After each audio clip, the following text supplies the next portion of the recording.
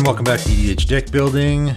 I am your host Demo, and this is another deck tech video. I'm doing some more requests, and I have patrons now, and my patrons are obviously going to take priority when it comes to stuff like this, and I'm going to start doing my patron deck tech videos soon. But before I do that, I'm going to crank out one last video of decks that I've seen people request, and these ones are my decks. There's 3 decks in this video. They're all my personal decks that I've had people ask for me to talk about, and of course I will actually have deck lists as well because they are my decks. I'll post the deck list below if anyone's interested. Before I get to the decks though, just a few quick questions I want to answer. Dave Simpes, he talked about Mael's Aria. Right? I think it's interesting when people ask about using certain cards, and I have an actual deck based off of that in this deck tech video. But he wanted me to talk about Mael's Aria and what to do with it. This is a perfect card in a Jared Carthelian deck, and I talked about this. If you watch my Commander, one of my very first videos was my Commander Legends review, and I talked about Jared Carthelian and how I think Mael's Aria is a perfect card in that deck, right? Because at the beginning of your upkeep, you put a +1/+1 counter on each creature you control with power 5 or greater. So Jared is already a 3/3, so you only have to put a couple of counters on him, and then you can start putting counters on him with Mael's Aria. But the reason I think this is so good in that deck is because it can actually be a win con, right? Then you gain 10 life if you control a creature with power 10 or greater. Then you win the game if you control a creature with power 20 or greater. So you can cast a Blasphemous Act or whatever you would normally do. Star of Extinction obviously is the one that's just going to straight up win you the game. I wouldn't even put this on the table until after you play your Jared Carthelian. I would play Jared Carthelian, then play this. I just think it's a great fit in that deck because rather than having to attack with your giant Jared Carthelian, you just win the game for having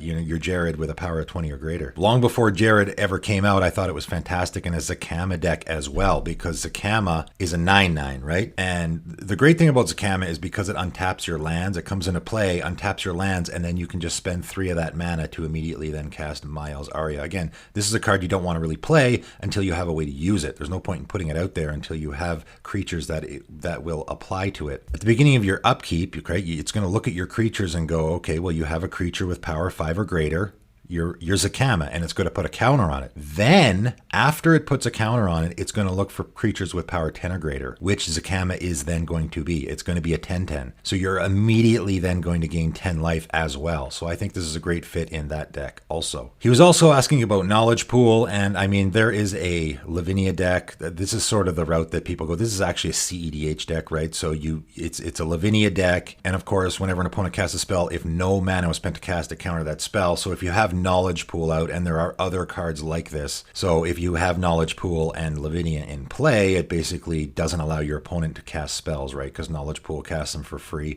Drannith Magistrate does the same thing that you also put in that deck, and it just locks your opponents out of the games. Not very fun. It's a CEDH deck. So if that's what you're curious about, I would never do that in a casual game, but just to answer your question, that's a way to use it. And then my buddy Exit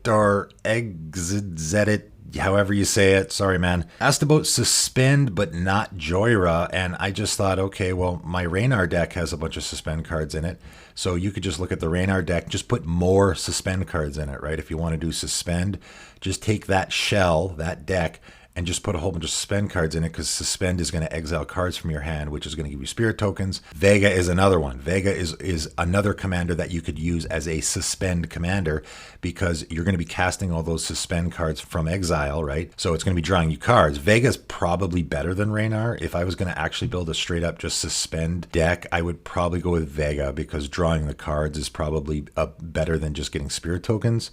So either of those decks, you could just do, I did deck techs on both of them. You could just take either of them and just add more Suspend cards. I think I have maybe 2 or 3 in each of them. Just put a whole bunch more in there. That's it. And then Clock Spinning, any other cards that apply. Joyra's Time Bug, I think, is a good one. Any of those cards that apply, you could throw in there as well. So moving on to the actual decks. Damon's 1001 asked about my Vadrok deck. I was talking about Mutate and how I wasn't the hugest fan of it. However, I got to try everything at least once. And I thought of all the Mutate commanders, Vadrok was the most interesting one because he has a very interesting ability. Very unique ability as well. So he's a blue, red, and a white, and flying first strike 3/3. I don't think any of these mutate cards you ever want to cast not for mutate, which is kind of, I mean, you're never going to cast this for its normal casting cost. It's only going to be for mutate. So whenever this creature mutates, you may cast target non-creature card with converted mana cost 3 or less from your graveyard without paying its mana cost. You know, right away, and especially because this is in Jeskai colors, people go, oh, well, I'm going to be casting lots of instants and sorcery cards from my graveyard. But it's non-creature. Okay, that includes enchantments, that includes artifacts. That's an important distinction. The other important thing to note here is that we need creatures, right? This is the tricky thing about Vadrok. You think, oh, I'm just going to make a Spellslinger deck. Okay, but you need to mutate your Vadrok onto a creature. So you need creatures, right? Sin Prodder I thought was a fantastic one. We're going to mutate on top and we're going to get all the abilities. Our Vadrok is going to be the top card probably, and then we're just going to want the abilities from on the bottom. So on the bottom we get Menace, which is good. So now we have flying first strike Menace 3/3. That's pretty good. But at the beginning of your upkeep, you reveal the top card of your library. Any opponent may have you put that card into your graveyard. If a player does, Sin Prodder deals damage equal to that card's converted mana cost. Otherwise, put it in your hand. So guess what? We're okay with stuff going in our graveyard, right? So this is sort of a win-win. Right? If our opponent puts it in our graveyard, we go, okay, take the damage, and then we'll play it from our graveyard anyway. It's not the most fantastic creature ever to mutate onto, but we do have to have creatures in this deck to mutate onto, so we might as well have ones that abilities work with what we're doing. And of course, we can also put manlands in here. I got Blinkmoth Nexus. There's a ton, all right? I'm not going to name them all. You can pick the ones that work, but I think Manlands is good. Blinkmoth Nexus only costs 1. That's why I used it, right? I don't want to have to pay a bunch of mana. So this is just going to cost 1 mana. I quickly turn it into a creature so that I can then mutate onto it, right? I really like Dreadhorde Arcanus. Whenever Dreadhorde Arcanus attacks, you may cast target instant or sorcery card with converted mana cost less than or equal to its power from a graveyard without paying its mana cost. So this is fantastic for a number of reasons. First of all, it's doing the exact same thing we want to be doing in this deck anyway, which is casting stuff from our graveyard. That's fantastic. We're going to mutate our commander onto this, right? We're taking that ability and now it's a 3/3 because it's going to be, Vadrok's going to be on top. So now that instance of sorcery card is going to be converted mana cost 3 or less, which again is exactly what we're doing in this deck anyway, because that's what our Vadrok does. So we have a whole ton of those spells that are already in the deck, that are already going to be in the graveyard. Obviously, the majority of the spells in this deck, particularly the non-creature ones, are 3 CMC or less so that we can keep reusing them, right? So this card is such a perfect fit in this deck. Polywog Symbiote, this just works great in the deck. It's going to reduce the cost of our commander, which I think is relevant because we're going to be casting it lots. And then it has, you know, the looting ability, right? Draw and then discard, which again is really great for us because we can cast stuff from our graveyard. The 2 cards that work great in this deck for creatures though are Trusted Advisor and Glitterfang. Okay, they both cost 1, which is great, and they both work really well, right? We don't want to just cast our Vadrok and then that's it. We want to be reusing that ability as much as possible, and Trusted Advisor, your maximum hand size is increased by 2. That's actually pretty good. I mean, that's definitely a helpful thing. At the beginning of your upkeep, you return a blue creature you control the owner's hand, which is what we want. We want to be returning so we can cast it again, right? As far as the rule goes, it's considered 1 creature, so you're going to return Trusted Advisor and your Vadrok to your hand. So then you can cast the Trusted Advisor again and the Vadrok again. So it's just 1 extra mana though. Same with Glitterfang, right? Glitterfang, you're going to cast it. This one's particularly good because it has haste, so we can mutate our Vadrok on there. Swing with it because it has haste. You know, we'll be using its ability when we mutate it, and then it'll return to our hand. We'll have to cast the Glitterfang and the Vadrok again. But again, it's not that, it's only 1 more mana. And if we do have one of our mana reducers out, it's basically going to even out, so it'll only cost us 4 anyway. And then I also have Veiled Sentry. I think this is a great one. I was thinking, okay, I don't want to have too many creatures in this deck because I can't get creatures out of my graveyard, but I need creatures to mutate on. How do I solve both of those problems? Veiled Sentry solves both of those problems. 1 mana.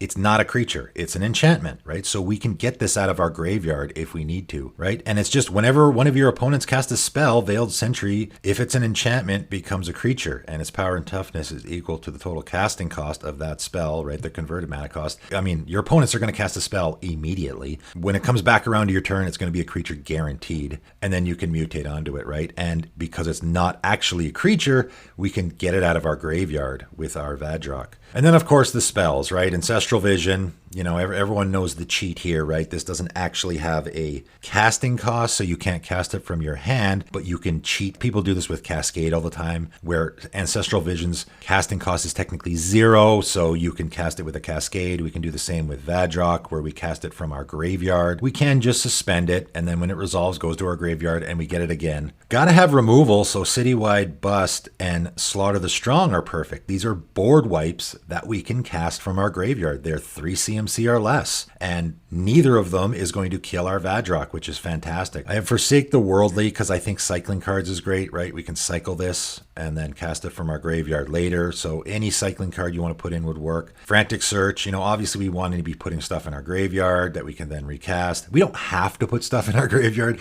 We can just cast stuff, then it'll go to our graveyard and we can recast it again. But this is just great card advantage. Also costs 3 or less, so we can use this with our Vadrok. Mystic Remora is great because, you know, a lot of people play this in their Muldrotha decks because you can just let it die. When the cumulative upkeep gets too high, you let it die. Then we can cast it again from our graveyard with our Vadrok. Oblivion Stone. This is a board wipe. It is 3 CMC or less, right? So when things get too heated and our opponents get big boards, we can use this, and then later we can mutate our Vadrok and get it back out of our graveyard. Portal of Sanctuary, again, another card that we can use to just return our Vadrok to our hand if we want to recast it, right? It's just 1 mana, return it to our hand, cast it again. See the Truth. This is a card that came out right after Ikoria, and I'm like, well, that's perfect in my Vadrok deck, right? You look at the top 3 cards of your library, put one of those cards into your hand, the rest on the bottom of your library in order. If the spell was cast from anywhere other than your hand, put each of those cards into your hand instead. So this is a card that when it was spoiled, people are kind of going nuts about how good it could be, and I don't really see it much. So we'll just cast this normally the first time, and then after that we can keep getting it out of our graveyard and casting it for free and basically drawing 3 cards. And 3 Wishes. I've been wanting to find a place for this card for a long time. Old card, very unique. I'll probably put this in again in my 10 cards videos. So it's 3 mana and an instant. So it is gonna fit in the criteria of our commander. So we can cast it from our graveyard. You exile the top 3 cards of your library face down. Until your next turn, you may play those cards. At the beginning of your next upkeep, put any of those cards you didn't play into your graveyard. So this is sort of a red ability, right? This is, I exile cards from the top of my library and I can play them until end. This is a very red ability, but you know, this was obviously probably the first card ever that actually did this sort of effect, and they had it in blue because I guess they figured that was more blue style. But the important part here is at the beginning of your next upkeep, you put any of those cards you didn't play into your graveyard. That's fine, right? So what we can do is we can cast this and we can look at the 3 cards and go, okay, well, one's a land, right? Because we can play these cards. So we play the land, and then there's a 3 CMC non-creature spell in there, and we go, okay, well, that one we will leave. We don't care about that because it'll go to our graveyard and then we can cast it again. So I like that you can just manipulate and say, okay, well, some of these we can let go to the graveyard, some of these we can't, and then we can cast it, you know, 3 Wishes again with our Vadrok and keep doing this. It's really good card advantage. And then since we're casting stuff from our graveyard a lot, Secrets of the Dead, Burning Vengeance, pinging things, and drawing cards, such good card advantage. Savin the Crown Clast obviously is going to be fantastic in this deck,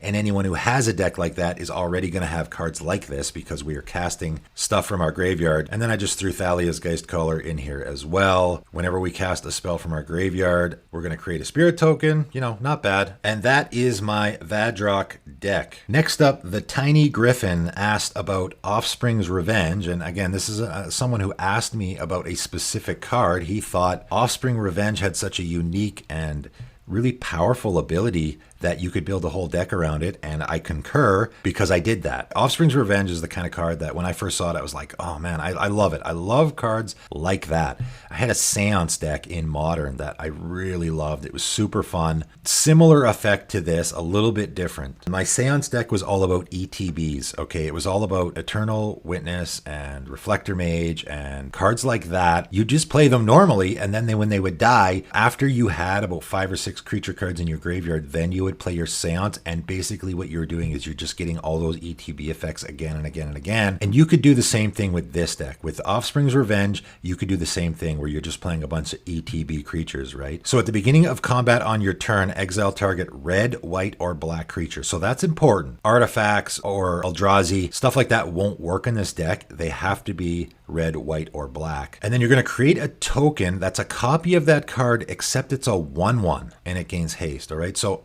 again, the strategy of I'm just going to put giant creatures in here and cheat them in the play and kill my opponents with them, that doesn't work either because they're just 1/1s. So what do you do with this? And like I said, you could do the ETB route and put a bunch of ETB creatures. I don't love Mardu ETB creatures, although you could, Ravenous Chupacabra. There are cards that would work with this. That definitely would work. I didn't go that route. I already have a ton of ETB decks. Didn't want to do another one. So what do I do with this? Well, the other thing you could do is you could take really powerful creatures that have really powerful static abilities. What do I mean by that? How about an Avacyn? So Avacyn, it's 8 mana, it's an 8/8, but really, does anyone play Avacyn because it's an 8/8? No, everyone plays Avacyn because of that ability. Permanents you control are indestructible. That is incredibly powerful. That is an incredibly powerful ability. So do we care if Avacyn is a 1/1?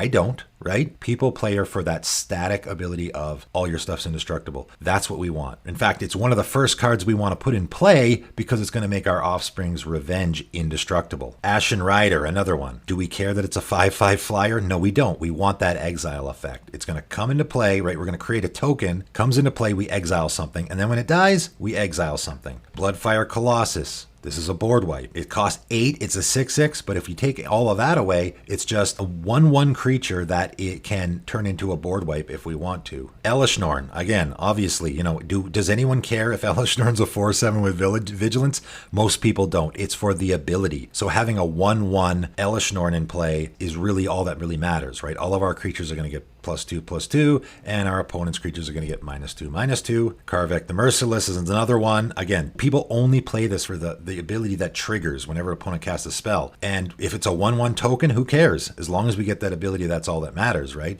So that is what this deck is. It's just full of cards like that, where we want a really powerful static ability, and who cares if it's a 1/1? One of my favorite, Drakuseth, Maw of Flames. Man, this card is great. Offspring's Revenge gives it haste, so we can attack immediately, right? And this is the only one that I had with an attack trigger. Again, you can do attack trigger, you can do any kind of trigger, you can do any kind of static ability, just as long as the power and toughness doesn't matter. I didn't want to do activated abilities too much either because I didn't want anything mana intensive. But whenever Drakuseth attacks, it deals 4 damage to any target and 3 damage to up to 2 other targets. Man, that's so good.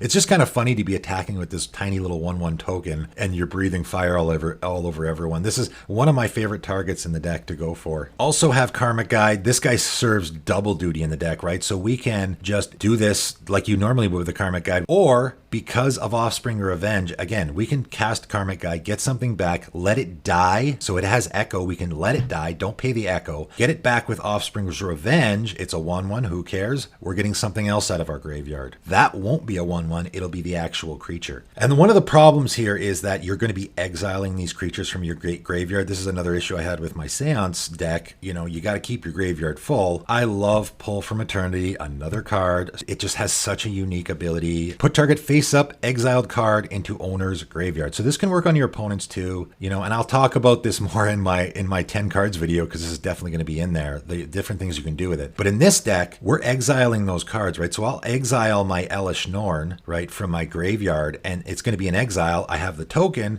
but then someone kills it and I want to use it again. I can pull from Eternity and put that Elishnorn that's in exile back in my graveyard so that I can then use it again with Offspring's Revenge. Love this card in the deck. Obviously, we need stuff like Cathartic Reunion to discard the big stuff in our deck. There's lots of ways to do that. It's great that you can cast Cathartic Reunion on your main phase, and then at the beginning of combat, right away, we get to use that thing that we discard into our graveyard. Gaia Reach Sanitarium is another one that's great. Obviously, I didn't talk about the commanders at all, and I went with Armix, Filigree Thrasher, and Bruse Tarl. Obviously, I need Mardu colors, okay? I like Armix because he discards. I liked him already. I started making this deck right after Commander Legends came out, so I sort of had Armix on the brain, and I was trying to find a place for him. I think he's got a really interesting ability. We don't have a ton of artifacts in this deck, but we do have the normal amount.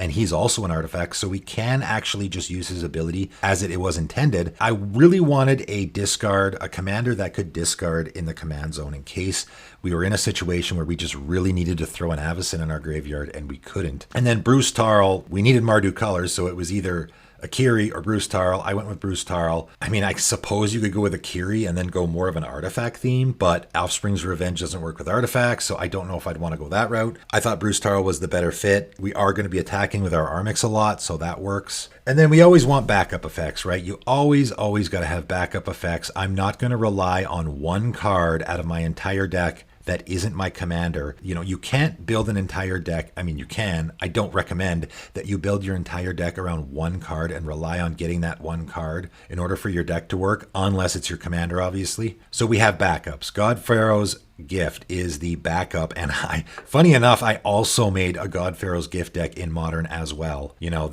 I just love this sort of strategy, I guess. This does almost the exact same thing as our Offspring's Revenge. In fact, it's even better maybe, because you're going to exile a creature card from your graveyard and it's going to be a 4/4 instead of a 1/1. And it also gains haste. Basically does the same thing, just costs a little more. Soul Separator, again, I went on a hunt for cards that do this kind of effect. Soul Separator is a one-shot Offspring's Revenge, right? Cauldron Dance, I think this spell works great in this deck. Cast this spell only during combat. Okay, so you're going to return a creature from your graveyard to the battlefield. That creature gains haste. Return it to your hand at the beginning of the next end step. And you're going to put a creature card from your hand onto the battlefield, and it gains haste. And you're going to sacrifice it at the beginning of the end step. Everything that's going on here works great in this deck, right? Now we can play this on our turn, right? We can play this at the beginning of our combat step and attack with these creatures. You can also do it on your opponent's turn and say, surprise, I got some big blockers, right? So we'll just play it through. I got an Ashen Rider in my hand and I have an Elesh Norn in my graveyard. Okay, so for example, right? We cast Cauldron Dance. We're going to return the Elesh Norn from our graveyard to play. So all of our opponent's creatures now get -2/-2. That's going to kill a bunch of stuff. And we're going to put an Ashen Rider from our hand into play. That's going to exile something. I got a couple of blockers if I'm getting attacked, or if I want to do it on my turn, I can attack with them now. So at the beginning of the next end step, I'm going to return the Elesh Norn to my hand, and the Ashen Rider is going to get sacrificed, which again is fine. I mean, it has a dice trigger, so we get to exile another permanent. We're also okay with it being in the graveyard because so this is a great way if we want to swap, right? We want something in our graveyard and we'd rather have something else in our hand. You know, Karmic Guide maybe is even better if we have Karmic Guide in our graveyard. We can Cauldron Dance it into play, put an Elesh Norn from our hand into play. The Elesh Norn then goes to the graveyard. The Karmic Guide comes to our hand. And then we can play the Karmic Guide, get the Elesh Norn back. There's just a lot of ways to use this card. I think it's fantastic in this deck. And then Sneak Attack. This card just works fantastic in this deck. It's doing exactly what you want to be doing. Just like I talked about with Wake the Dead in my Aura deck tech, this is a card that has the text of sacrifice at the beginning of the next end step, which you don't see much anymore, right? You're going to pay 1 red mana, you put a creature card from your hand onto the battlefield. It gains haste, and then you have to sacrifice at the end of the turn. This is so perfect for this deck. This is exactly what we want to be doing. We want to be cheating big creatures into play, and we want to be going to our graveyard, right? So again, we can cheat that Ashen Rider into play, exile something, swing with it, sacrifice it at the beginning of the end step, exile something again. Then the next turn we get it back with Offspring's Revenge. I mean, there's just so much value there, right? It just works great in that deck. And then, of course, I have Entomb and Buried Alive in the deck, right? We obviously want to be putting giant creatures in our graveyard, so I would be remiss not to put cards like this in the deck. You can put more discard if you just want to discard them. There's a million ways to get creatures into your graveyard, obviously. You can also just put Reanimator stuff in here, like, you know, Reanimator, Exhume, or whatever. I didn't really go that route because, you know, I like to stick to the focus of what I'm actually doing in this deck, and Offspring's Revenge is the focus of this deck. I even put Brain Spoil in here because I love Transmute. I talk about it all the time. Transmute is super underrated for tutoring. We're going to pay 3 mana, right? So forget the 5 mana. We're not going to pay that, even though we could destroy target creature that isn't enchanted. This is a usable spell. More than likely, we're just going to pay 3, transmute it. Because it costs 5, we go get our Offspring's Revenge, which also costs 5, right? Really, the deck's built around Offspring's Revenge, but I also made it so that we don't absolutely need it, right? And lastly today, my Aboshan deck. I've had a few people ask about this. I've talked about it a few times. It just so happens that a few cards that I've mentioned have gone in this deck. It's, you know, obviously a very underplayed commander. I've never actually seen anyone play it in a game. And, you know, first impressions, you look at it and you go, okay, tap and untap Cephalid you control, tap target permanent. So it's a Cephalid tribal deck. I didn't go that route. You know, if you look at the Cephalids, there ain't a bunch. They were only printed in one set. And so if you want to go that route, you can. It's not a great route because there's not a lot of really good Cephalids. And the ability isn't even fantastic. Tap and untap Cephalid you control, tap target permanent. So I mean, all you're going to be doing is tapping permanent. I mean, it's definitely an ability we can use. Tapping and untapping is the theme of this deck. The second ability is the one I was more interested in, right? Tap all creatures without flying. That's a really powerful ability. Really powerful ability, okay? Also keep in mind, Aboshan is a Cephalid. He can tap himself, right? Just like with Azami, right? Azami can tap herself to draw a card. And because there isn't an actual tap symbol, you can use it right away. Yeah, I can play my Aboshan, just like with Azami, and immediately tap it to use its own ability. We do have a couple of Cephalids in here. Why not? Callous Oppressor is just a good one. This is a card you could just put in any deck. So just gain control of a creature. That's pretty good. Cephalid Constable, again, another card that can go in a lot of decks. Just happens to be a Cephalid. You know, it has a very powerful ability. I didn't build around it really at all in this deck. It just works in the deck. Cephalid Scout I like. You know, I actually think that sacrifice a land to draw a card later in the game, that can be really good. Also is a wizard, and we do have a lot of wizards in this deck. You know, I actually put Azami in this deck because we want to be tapping our creatures, and Azami taps our creatures, and we have a lot of wizards, so it actually does work in the deck. And then I have Lawan, Cephalid Empress. You know, I almost put this card in my color specific cards you should be playing because blue is so popular, and this is a really powerful effect, right? It enters the battlefield, you return all blue creatures to your opponent's hands, and they can't cast blue creature spells. This is Chulane, this is Muldrotha, this is Atraxa. Those are all blue creatures. This isn't just mono blue. Any creature that is even a little bit blue is a blue creature, and it can't be cast. That's a very powerful effect. But because it's also a Cephalid, we can still use it even if we have no opponents that are playing blue, which is unlikely. We can still use the Cephalid type to tap down stuff. Now, obviously, the best card in this deck is going to be Verity Circle. This is a card that when it first got spoiled, I was like, oh, I gotta find a way to use that, right? Whenever a creature an opponent controls becomes tapped, if it isn't being declared as an attacker, you draw a card. So you can put this on the battlefield and just draw cards off of it, even if you're not playing around it. You know, your opponent, maybe your opponent's playing an Obeka deck, so every time they tap their Obeka, you get to draw a card, right? As long as it's not attacking, you get to draw. However, you really want to build around a card like this, right? I mean, if you have a Derevi deck, this is an auto-include in a Derevi deck, I think. In this deck, it's phenomenal. This is exactly what we're doing in the deck. Just as an example, we have our Aboshan out. We pay the 3 mana, tap all creatures without flying. This triggers for each one. If our opponents collectively have 10 creatures, we draw 10 cards. That's how good this is. Really good. It's super, super good in the deck. So obviously, Transmute, baby. I love Transmute. We're going to tutor for it, right? Drift of Phantasms is one of my favorites because there just seems to be a lot of really important cards in the 3 CMC range. Drift of Phantasms is in this deck for one reason and one reason only, so we can go get Verity Circle. If we have Verity Circle already, we can we can go transmute and get something else that costs 3 CMC, right? How about we get Borrowing 100,000 Arrows or Theft of Dreams, right? These cards are great in this deck. We're building around 2 themes here. We're building around tapping our opponent's creatures and also tapping our creatures. We want to benefit from both. We always want to have 2 different directions to go in our deck so we don't get pigeonholed into doing one thing. And remember, Aboshan's ability is an instant, so we can do this on our opponent's end steps. That's what makes this ability so powerful, right? We're just sitting there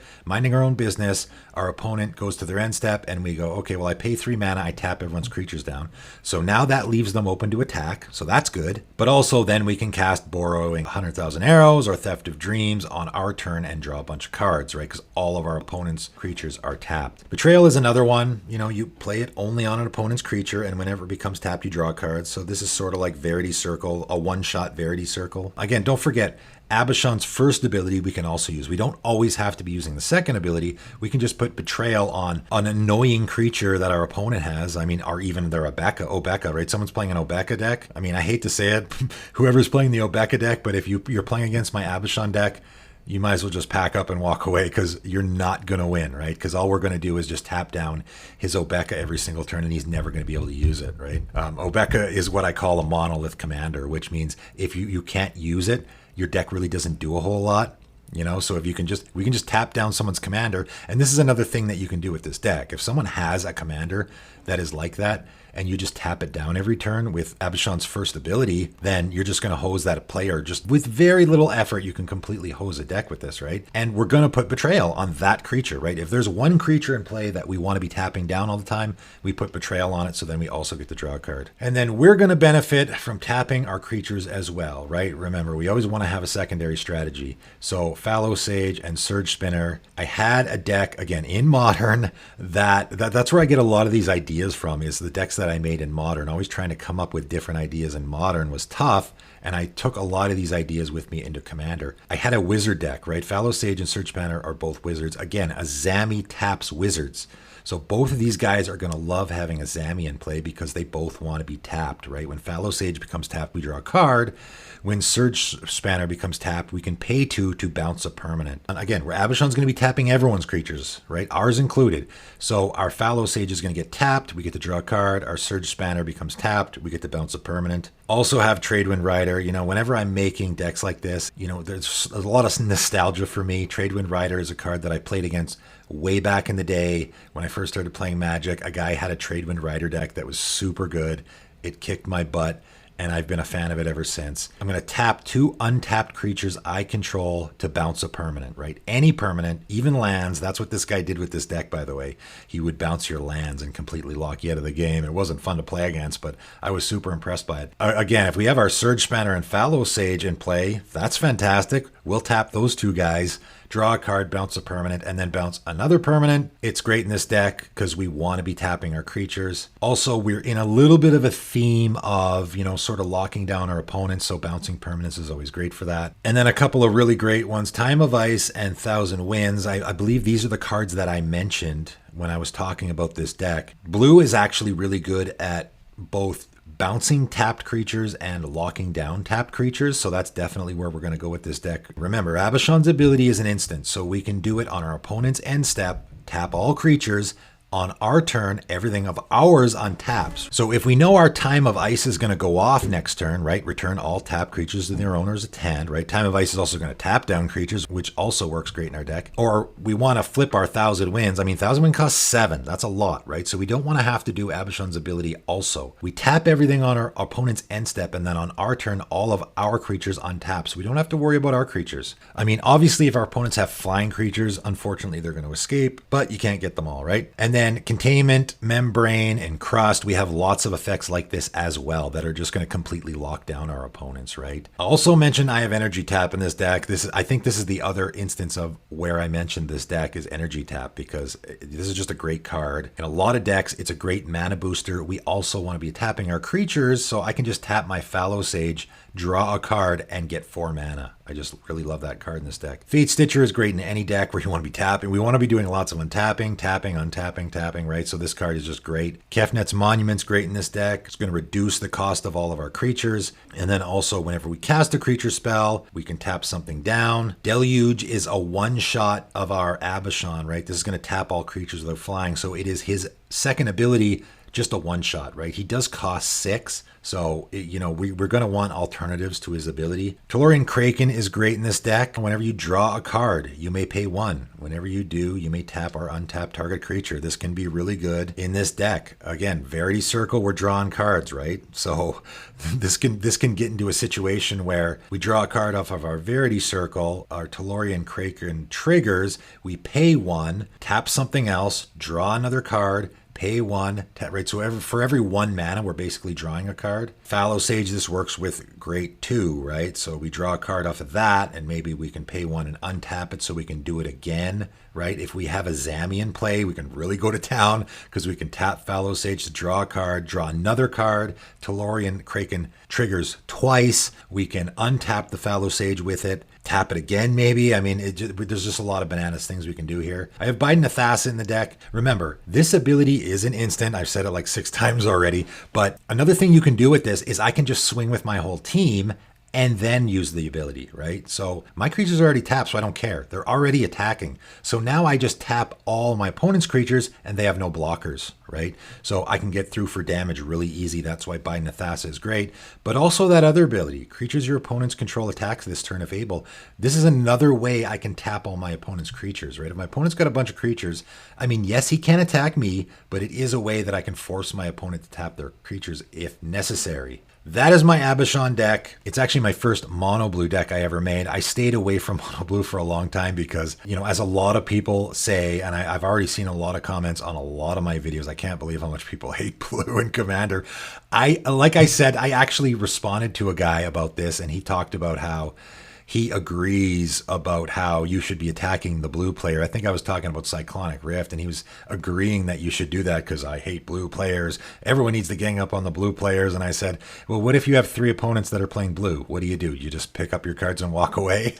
And he said, yeah, I probably would. I was like, wow, really? That's awful. And he's like, yeah, I play a lot where there's like an Urza deck or a Baral deck. And I'm like, okay, come on. Like, that's an extreme example. And I told him my Aboshan deck is a super chill deck. It's lots of fun. Yeah, it does tap down your creatures. I think I have 3 counter spells in this entire deck. I don't play a lot of counter spells. Even in a mono blue deck, I don't play a lot of counter spells. It would be silly for me not to, because that's one of the best things blue can do. So obviously I do have some. But for me, and I'm going off on a tangent here, but I think it's relevant and it's important. I save those counter spells for the Expropriate. I save those counter spells for the Craterhoof Behemoth. I'm not just going to counter your commander. I'm going to save it for the things that actually matter. That's how I play.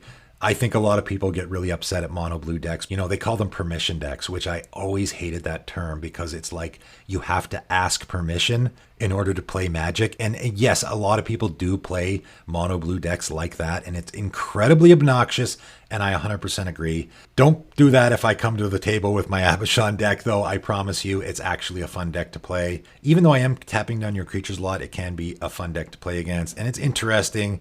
And it's under the radar, and I love it a lot. So I have the deck text below for all these decks I talked about. If you want to check them out, if you want to play them, have fun with them. That is it for today. I have a Patreon now. If anybody feels like supporting the channel, any degree of support is welcome. That link is below as well. But that is it, and thanks for tuning in.